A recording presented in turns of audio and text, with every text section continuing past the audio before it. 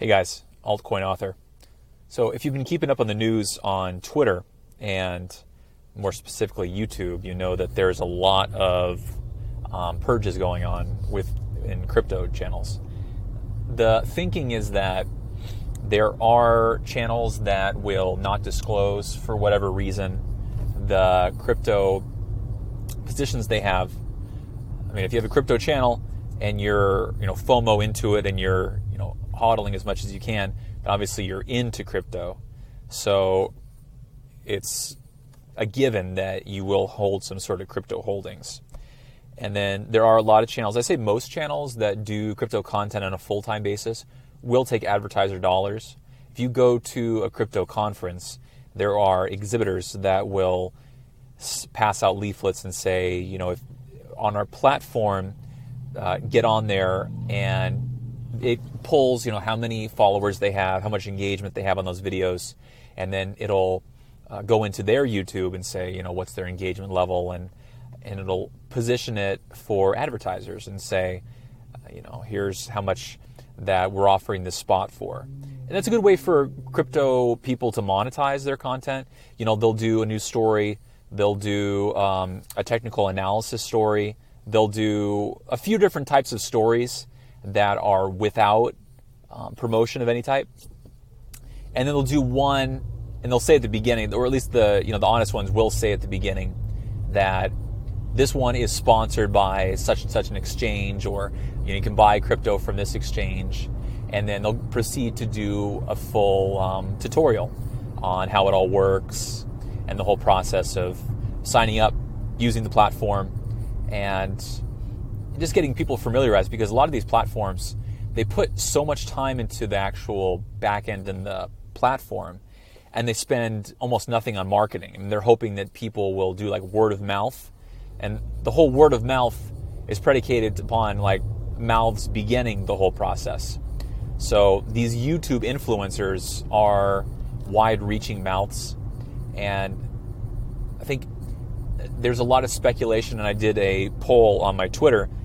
Where is the pressure coming from, or is just a bug on YouTube that flag like all these sites, all the biggest crypto sites? Mine wasn't taken down, but my channel is kind of growing at this point.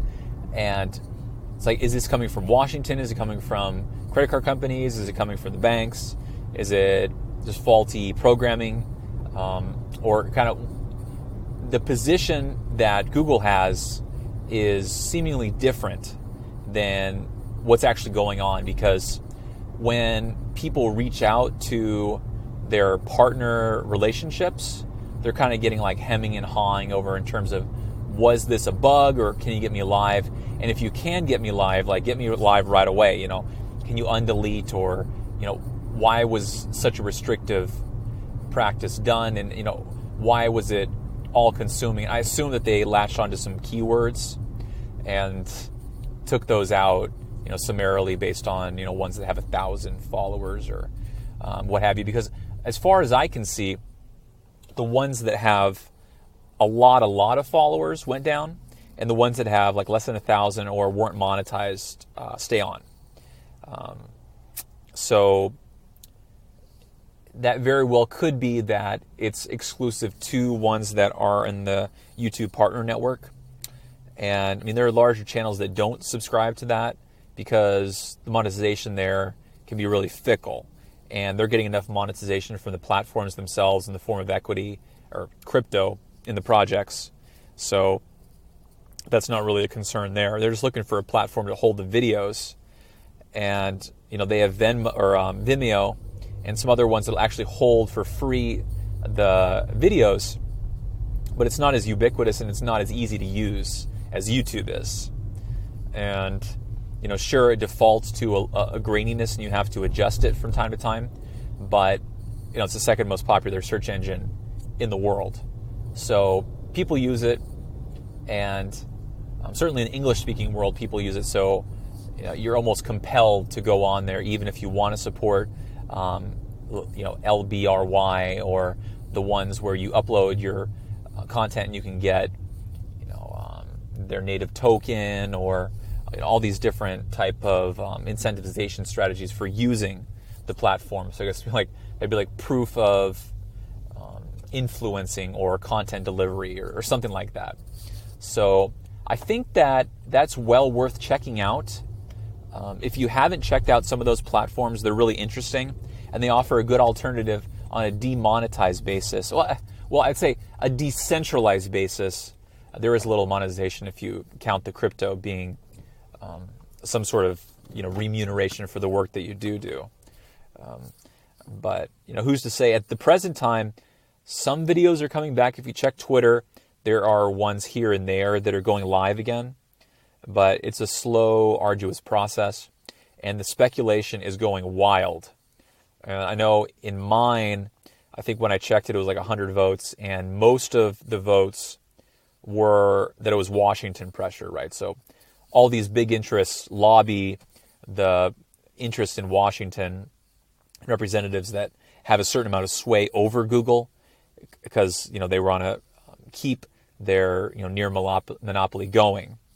And they do have lobbyists and everything, but there's only so much they can do. And I think picking some small niche player in DeFi and fintech is something that would be in the best interest of a lot of people that have significant stakeholding in our society. And I think that Justin Sun doing, or at least putting forth that he had the cash to, and from BitBoy and some other sources, I did learn that the money is not actually from the Tron Foundation. It's actually Justin Sun's cash, or so multiple people have said, that was able to be donated to do the Warren Buffett thing. So it's like if crypto people have $7 million or so to throw around, then that's real money that other people want access to.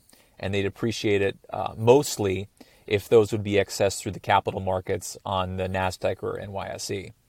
So when people saw that the leader of essentially equity investing in North America is sitting down with someone that's crypto specific, then portfolio people or people that lost out in their bids for that charity dinner probably were upset and wanted to take some recourse against Justin. But I think ultimately this will be corrected, and then maybe just like you have to do this certain disclaimers about kids, they may require you that you be that much more forthright about taking money for doing a video or their paid promotion strategy, so there's zero ambiguity when it comes to people that are delivering content for consumption on YouTube.